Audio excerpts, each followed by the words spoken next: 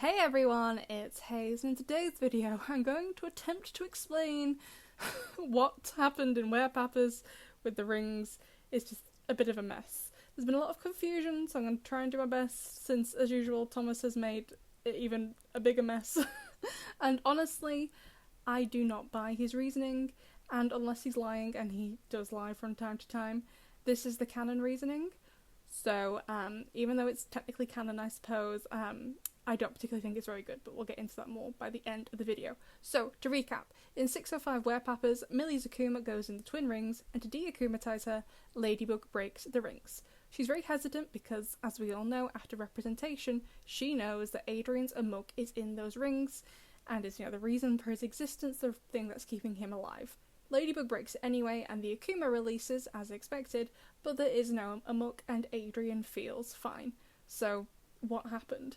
A lot of people were thinking, well, maybe this is a fake Amok, a fake ring. For example, Felix took Kagami's between emotion and pretension, so when Tomoe took what she thought was the real one, Kagami actually had the real one, still because Felix had taken it for her. But that doesn't seem to be the case. It does seem to be real, as according to Thomas, the Amok didn't come out because Ladybug didn't want it to. Her intention was to get Millie's Akuma, not Adrian's Amok. Hence why no Amok, only an Akuma. So Thomas in his back and forth arguing on Blue Sky, which hasn't seemed to stop now he's moved platforms. Perhaps one day he'll realise he's the common denominator here. So Thomas Astruc also pointed to Werepapas to prove this, and I don't really think it does. So if you don't remember, Kagami is akumatized in Werepapas. The Akuma goes into her ring, which we now know is her Amok object. We didn't know at the time Werepapas aired. Her hand turns into a sword, and they snap it with a radiator in the Louvre. But in my opinion, it doesn't back up Thomas's argument, since they broke the sword, not the ring, in order to get the Akuma, so I don't really think the Amok would have been affected anyway. And Ladybug doing this in Werepapas, or rather Thomas Astruc having her do this, does bring up an interesting plot hole that, if it hadn't been skipped over, could have been something really intriguing in my opinion. So in representation, we find out that at some point Colt did put a chip in Felix's Amok because of how ill he was making him. Now, Felix didn't die from this, unfortunately. I'm kidding. Or am I? Point is, Felix didn't die, the Amok didn't come out, but Felix was hurt because the object was hurt. So it stands to reason Adrian would be too, also hurt. I'm not sure if this is an intentionality thing again, where Colt did intend to harm Felix and Ladybug didn't want to hurt Adrian, but I think you could definitely argue that in terms of a more plausible magic system.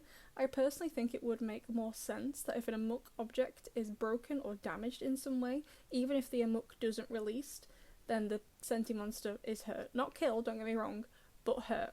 And then in Werepapas, Adrian is in that trophy and can see everything outside. He'd see the moment Ladybug snapped the rings, he'd be in pain but ultimately be fine after the Miraculous Ladybug repaired them, and recognise that his life is somehow tied to those rings because he felt pain when they were damaged.